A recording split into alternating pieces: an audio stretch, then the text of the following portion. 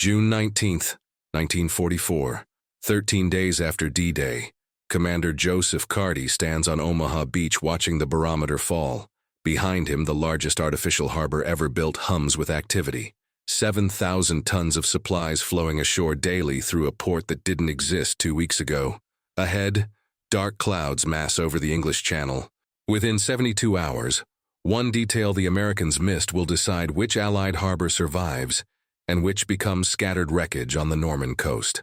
Commander Carty had every reason to feel confident that morning. The Seabees of the 111th Naval Construction Battalion had just pulled off what many engineers thought impossible. They'd assembled a complete deep-water port on an enemy beach while German artillery still fired from the bluffs. Concrete caissons, the size of apartment buildings, now formed a breakwater, protecting an anchorage, where Liberty ships unloaded directly onto floating piers. The whole system rose and fell with a 7-meter tidal range, the largest in Europe, without missing a beat. 10 miles east at Arromanches, British engineers had built a mirror installation. Mulberry B, they called it, while the American harbor earned the designation Mulberry A. Same components, same revolutionary design, same mission: provide the logistics backbone for the largest amphibious invasion in history. Both harbors used technology so advanced that German intelligence had dismissed the concept as impossible. Both were now operational, feeding the armies pushing inland from the Normandy beaches. But as Carty watched that barometer needle drop, he didn't know that only one of these engineering marvels would still be standing when the storm passed. The difference wouldn't come down to construction quality or crew skill. The Seabees were the best combat engineers in the world, proven across dozens of Pacific islands. The critical factor was something else entirely, something the British had understood about the English Channel for centuries, something the Americans had overlooked in their rush to get the harbor operational. The story of why Mulberry A failed while Mulberry B survived starts not with the storm, but with the strategic problem that made artificial harbors necessary in the first place. August 1942, the beaches of Dieppe, France. Canadian and British forces launched Operation Jubilee, a raid intended to test the feasibility of capturing a fortified port. The result was catastrophic. Of the 6,000 men who landed, over 3,000 were killed, wounded, or captured within 9 hours. German defenders, fighting from prepared positions around the port facilities, turned the harbor into a killing ground. The Allies learned a brutal lesson. Hitler's Atlantic Wall made direct assault on established ports suicidal. But without ports, invasion was impossible. The mathematics were unforgiving. Operation Overlord, the planned invasion of Normandy, would put hundreds of thousands of men ashore. Those men needed food, ammunition, fuel, vehicles, and equipment. Lots of it. Planners calculated that by 2 weeks after D-Day, the invasion force would require 12,000 tons of supplies daily. You can't move 12,000 tons across open beaches. You need piers, cranes, protected anchorages, and organized logistics. You need a port. Every major port from Norway to Spain bristled with German fortifications. Concrete bunkers, artillery emplacements, minefields, and garrison troops made each one a fortress. Capturing any of them would cost thousands of lives and take weeks, maybe months. The invasion couldn't wait that long. The armies would starve on the beaches. Winston Churchill saw the paradox clearly. In a memo to his military planners, he wrote, "They must float up and down with the tide. The anchor problem must be mastered. Let me have the best solution worked out. Don't argue the matter. The difficulties will argue for themselves." He was talking about artificial harbors, complete ports that could be towed across the channel and assembled on enemy beaches. The concept seemed like science fiction. Build harbors in England, float them to France, sink them in place, and start unloading ships as if you were in Southampton or Liverpool. But Churchill wasn't proposing fantasy. British engineers had been studying the problem since Dieppe, and they believed it could work. By early 1943, the Cossack Planning Staff, Chief of Staff to the Supreme Allied Commander, had approved the artificial harbor concept.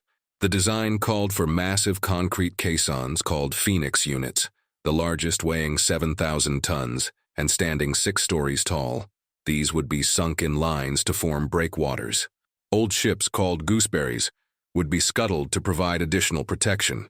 Floating steel breakwaters called bombardons would be anchored offshore to absorb the largest waves, and floating piers called whales, mounted on telescoping legs, would rise and fall with the tide, while providing roadways for vehicles to drive directly from ships to shore. 2 complete harbors would be built, Mulberry A for the Americans at Omaha Beach, Mulberry B for the British at Arromanches.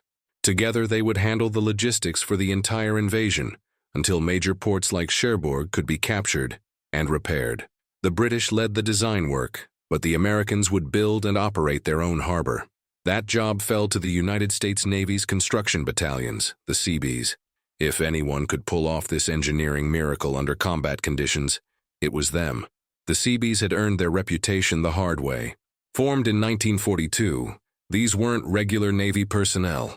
They were construction workers, engineers, and tradesmen who'd volunteered to build military facilities in combat zones. Their motto, "Can Do," wasn't marketing, it was a track record. In 30 months of Pacific fighting, Seabee battalions had built 111 major bases from Guadalcanal to Saipan. They'd constructed airfields under Japanese bombardment, assembled fuel depots while enemy snipers fired from the jungle, and built entire ports on coral atolls that barely qualified as islands. Commander Joseph Carty's 111th NCB had come from the Pacific specifically for the Normandy operation.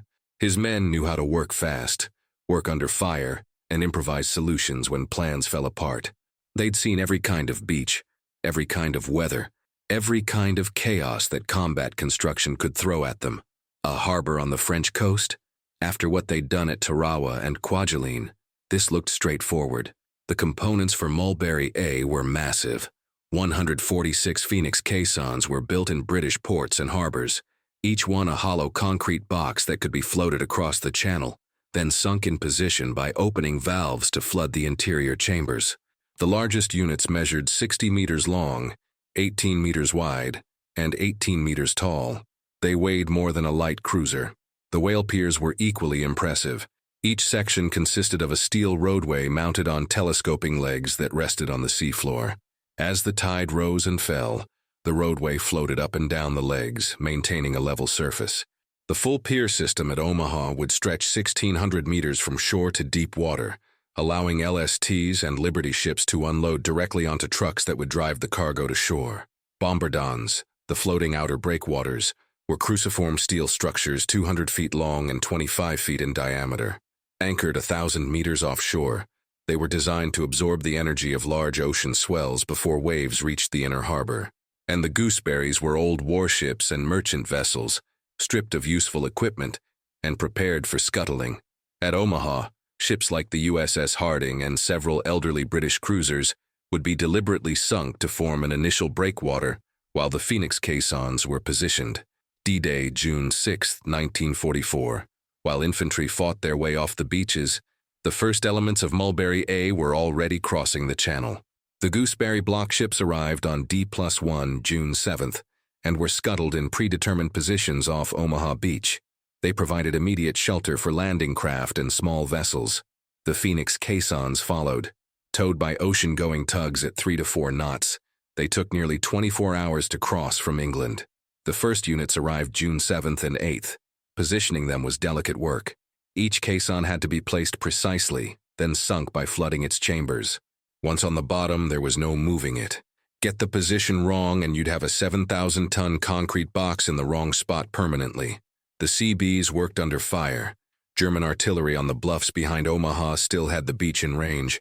88mm shells would scream in without warning, throwing up geysers of water around the work crews. Men learned to judge the sound of incoming rounds, diving for cover when they heard that distinctive whistle.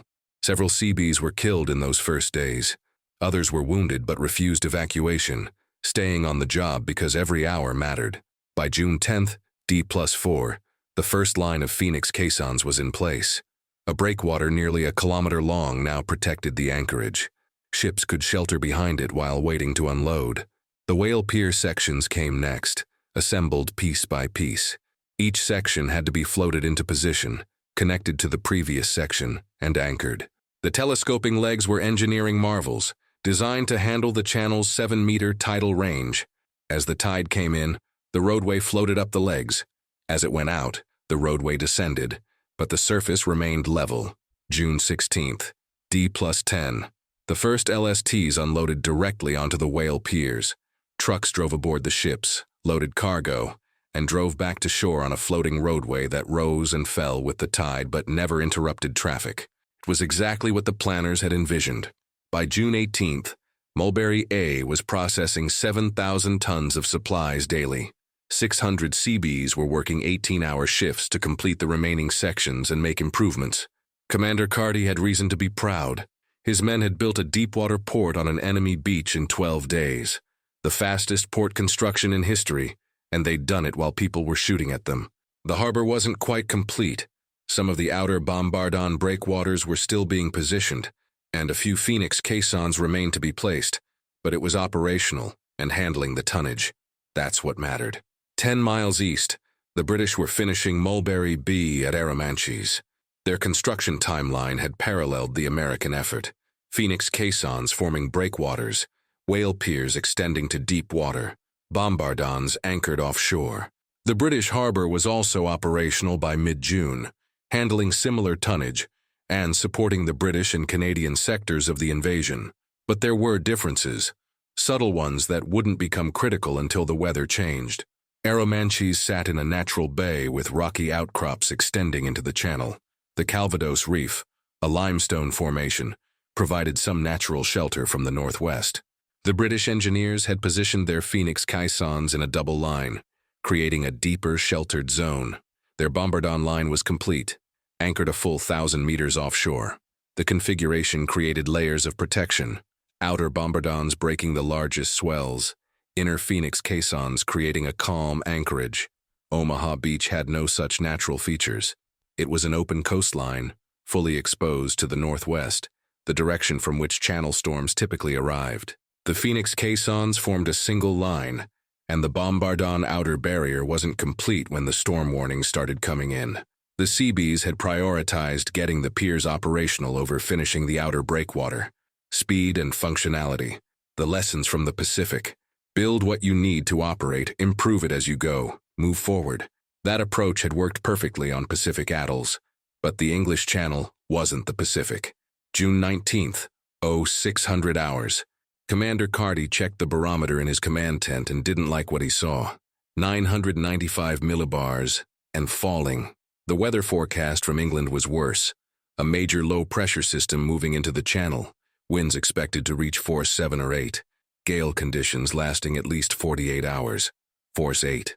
That meant winds of 34 to 40 knots, 40 to 46 miles per hour sustained, with gusts higher.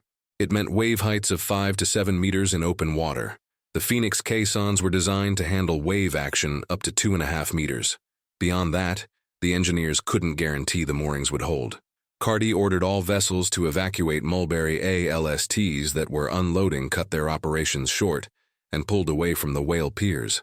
Liberty ships at anchor raised steam and headed for the relative safety of the open channel. Small craft made for shore. By noon, the harbor was empty except for the fixed structures, the Phoenix caissons, the whale piers, the bombardons, and the sunken gooseberry ships. The wind built steadily through the morning. By 1400 hours, it had reached force 6, strong breeze becoming near gale. Waves were running 3 meters, slamming into the Phoenix caissons with increasing force. The concrete boxes were massive, but they weren't immovable. Each one was held in position by its own weight and by moorings attached to the seafloor. The moorings were strong, designed for normal tidal currents and moderate wave action. They weren't designed for sustained gale force winds, driving 5-meter waves. At Arromanches, the British were watching the same storm approach. Their Mulberry B faced similar conditions, but with crucial differences. The bombardon line, complete and anchored 1,000 meters offshore, was taking the brunt of the largest swells. The waves that reached the Phoenix caissons had already been reduced in height and energy. The double line of caissons created a sheltered inner harbor, where wave heights were half what they were outside, and the natural geography, the Calvados Reef and the bay configuration, deflected some of the wave energy away from the harbor entirely. Omaha had none of these advantages. The waves came straight in from the northwest, unimpeded by any natural features. hitting the incomplete bombardon line with full force. Several bombardons broke free from their moorings in the first hours of the storm, drifting uselessly. Without the outer barrier, waves reached the Phoenix caissons at nearly their full open ocean height, June 19th, 1800 hours. The storm reached force 7, near gale to gale. Wind gusts hit 50 miles per hour. Wave heights reached 4 meters, then 5. The Phoenix caissons shuddered with each impact. Seabees on shore watched through binoculars as spray exploded over the tops of the concrete boxes. The whale piers, designed to float and flex, were taking a beating. The telescoping legs buckled under lateral forces they weren't designed to handle. Sections began to separate. 2200 hours. Full darkness, wind howling, rain horizontal. Phoenix Unit P-47, one of the largest caissons, broke free. 7,000 tons of concrete, no longer held by its moorings, became a battering ram driven by wind and waves. It collided with the adjacent caisson, P-48. The impact cracked P-48's structure. Water flooded compartments that were supposed to stay dry, compromising buoyancy and stability. The domino effect began. P-48 shifted position, putting stress on its moorings and on the caissons next to it. Another mooring failed. Another caisson moved. The breakwater, which depended on each unit staying in precise position, began to come apart. On shore, Commander Carty and his men could do nothing but watch. You can't repair a harbor in a force 8 gale. You can't re-anchor a 7,000-ton caisson in 5-meter seas. You can only wait and hope the structures hold until the storm passes. They didn't hold. June 20th, dawn. The storm continued with brief lulls that gave false hope before intensifying again. Carty got his first good look at the damage in gray morning light. 10 Phoenix caissons were sunk, displaced, or so badly damaged they were unusable. 800 meters of whale pier had been destroyed, the sections torn apart and scattered. The bombardons that hadn't broken free were battered and compromised. The carefully positioned breakwater that had taken 12 days to assemble was now a chaotic jumble of concrete and steel. At Arromanches, the British were conducting their own damage assessment. Mulberry B had taken a beating. The outer bombardon line was damaged, with several units broken loose. Some Phoenix caissons showed cracks and structural damage, but the harbor was still fundamentally intact. The double line of caissons still formed a breakwater. The inner anchorage, while rougher than designed, had remained protected enough that the whale piers survived. Wave heights inside the harbor had peaked at 2 meters, violent but within the structure's tolerance. Outside the breakwater, waves had reached 6 meters. The difference was stark. At Omaha, waves had hit the Phoenix caissons at nearly full ocean height because the outer bombardon barrier failed early. At Arromanches, the layered protection, bombardons, double caisson line, natural geography, had reduced wave energy enough that the critical structures survived. June 21st. The storm continued, but with decreasing intensity. Force 6, strong breeze, waves down to 3 meters. Carty took a boat out to inspect Mulberry A up close. The damage was worse than it had looked from shore. Caissons that appeared intact from a distance showed massive cracks when you got alongside. Mooring points were torn out. The whale pier sections that remained were twisted and misaligned. Some of the telescoping legs were bent, making the piers unusable even if they could be reconnected. He made notes for his report, calculating repair times and resource requirements. 6 to 8 weeks minimum to rebuild the breakwater. That assumed they could get replacement Phoenix caissons, which they couldn't because all the available units had already been deployed. It assumed calm weather for the reconstruction, which the channel couldn't guarantee. It assumed the damaged caissons could be moved, which was questionable given their condition and weight. The mathematics of the situation were brutal. Mulberry A could theoretically be repaired, but it would take longer than the invasion could wait. Cherbourg, the nearest major port, was under assault by American forces. Intelligence suggested it might fall within 2 weeks. If Cherbourg could be captured and made operational, it would provide far more capacity than Mulberry A ever could. Spending 2 months rebuilding an artificial harbor that might be obsolete before completion made no strategic sense. June 22nd. The storm finally broke. Wind dropped to force 4 moderate breeze. Seas calmed to 1 meter. The channel returned to its normal choppy self, as if the previous 72 hours had been an aberration. but the damage remained. Admiral John Hall, commanding naval forces at Omaha, came ashore to inspect the wreckage personally. He walked the beach with Carty, looking at the twisted pier sections and the displaced caissons. He asked the questions commanders ask. Can it be fixed? How long? What do we need? What are the alternatives? Carty gave him the answers engineers give. Yes, but 2 months, maybe more. Resources we don't have. Cherbourg, if we can take it. The decision came down from Supreme Headquarters Allied Expeditionary Force within 48 hours. Abandon Mulberry A, salvage any components that can be moved. Transfer them to Arromanches to reinforce Mulberry B. Focus American logistics on over-the-beach operations at Omaha and on capturing Cherbourg. The Seabees began the salvage operation immediately. Phoenix caissons that were intact and could be refloated were pumped out and towed to Arromanches. Whale pier sections that weren't too damaged were disconnected and moved. Anything useful went to reinforce the British harbor. What couldn't be moved was left where it lay.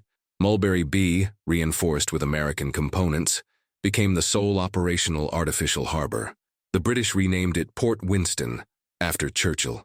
It would remain in operation until November 1944, handling the logistics for the entire Allied advance across France. The numbers tell the story of its importance.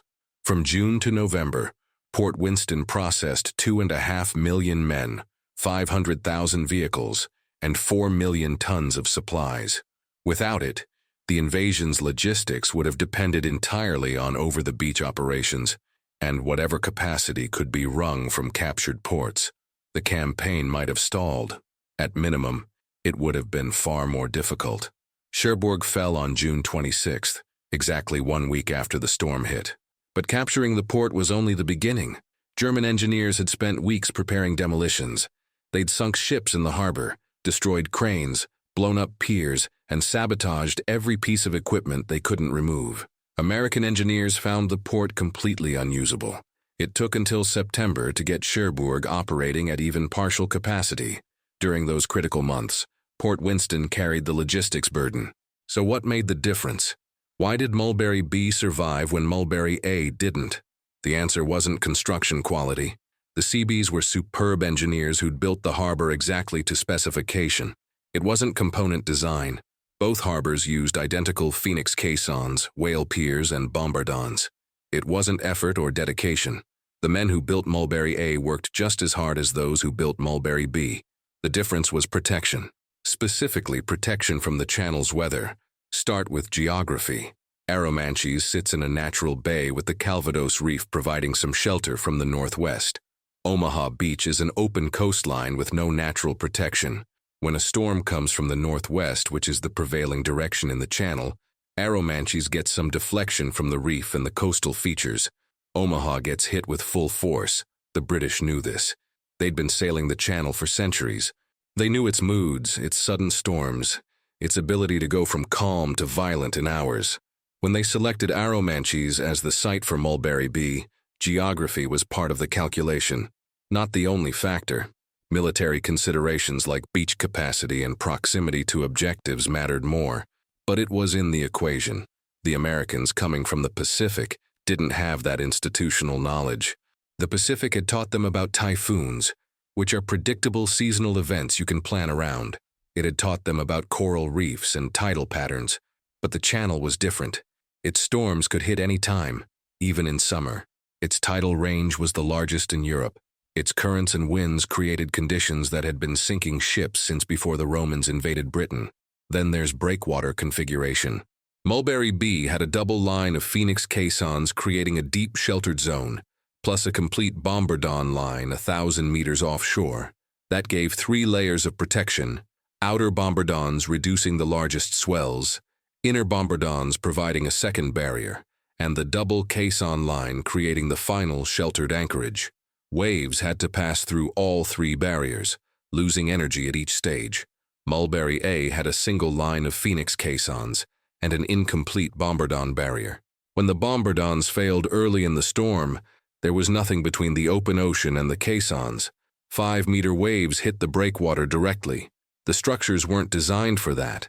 Why was Mulberry A's outer barrier incomplete? because the Seabees had prioritized getting the piers operational. In the Pacific, that approach made sense.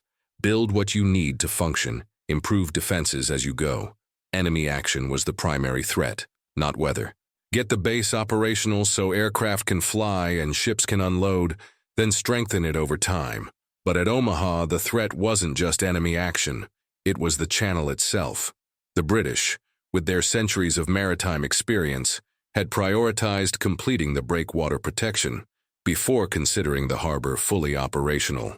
The Americans, with their Pacific experience, had prioritized operational capability and planned to complete the protection afterward.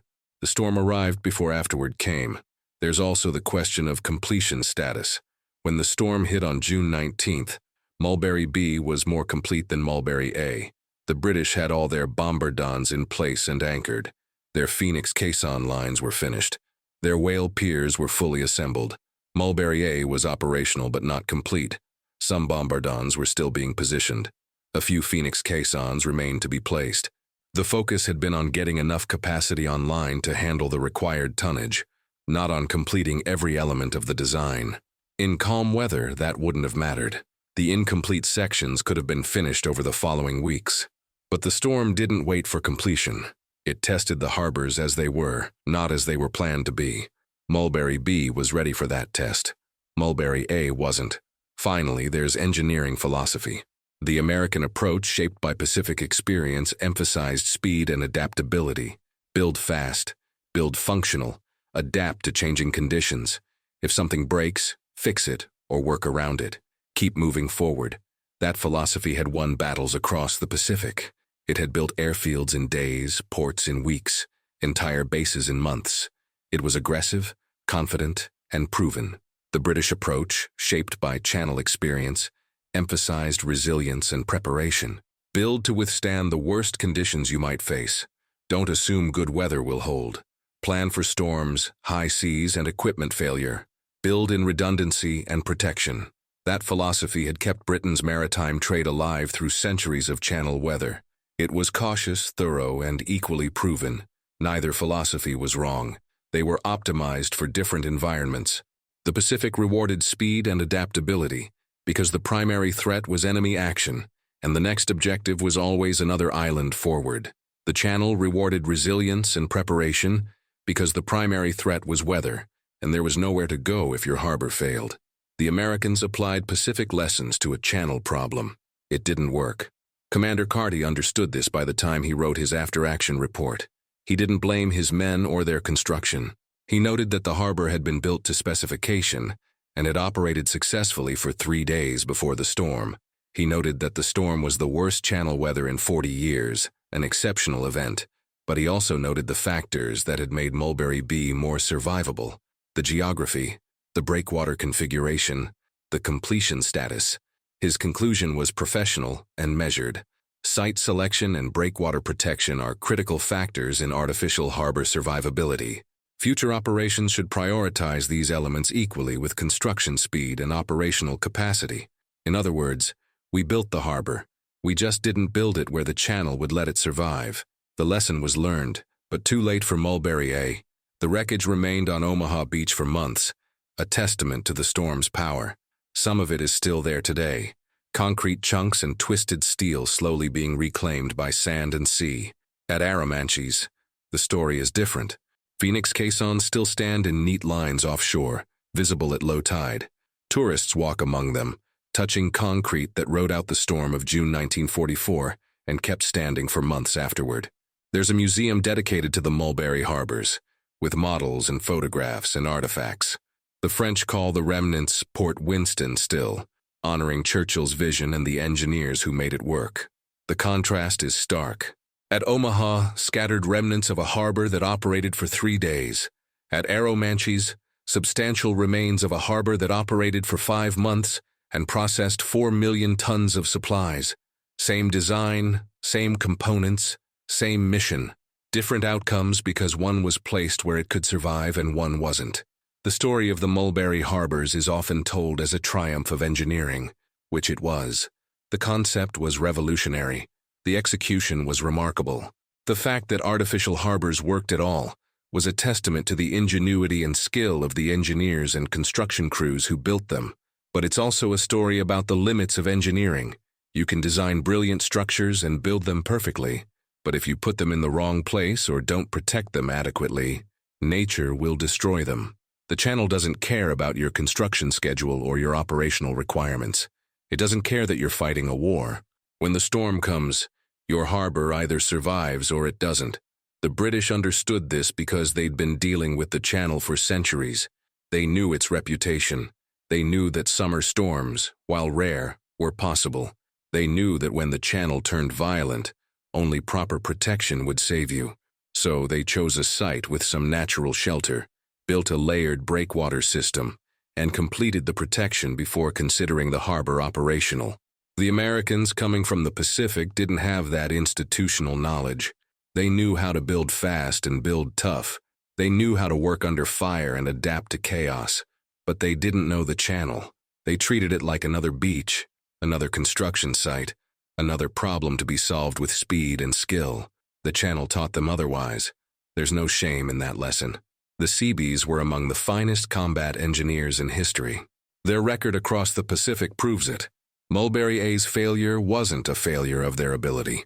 It was a failure of site selection and protection strategy, decisions made above their level by planners who also didn't fully appreciate the channel's nature. And even in failure, Mulberry A served its purpose. It operated successfully for 3 days, handling 21,000 tons of supplies during the critical period right after D-Day. The salvaged components reinforced Mulberry B, extending its operational life. The lessons learned influenced harbor engineering for decades afterward. The concept was proven even though one implementation failed. But the contrast remains. One harbor survived because it was placed where nature permitted survival and protected adequately against the conditions it would face. The other didn't. The difference came down to one thing the Americans missed: understanding that in the English Channel, protection from the weather isn't optional. It's the foundation everything else depends on. Commander Carty put it simply in a letter home after the war. We could build anything, anywhere, under any conditions. We proved that across the Pacific, and we proved it at Omaha. But building it isn't enough. You have to build it where it can survive what nature throws at it. The British knew their channel. We learned it the hard way. That's the lesson of the Mulberry harbors. Engineering brilliance matters. Construction skill matters. Speed and efficiency matter. But none of it matters if you don't respect the environment you're building in. The ocean doesn't care how good you are. It only cares whether you prepared for what it can do. The British prepared. The Americans didn't. Not quite enough. And when the storm came on June 19th, 1944, that difference decided which harbor would stand and which would fall.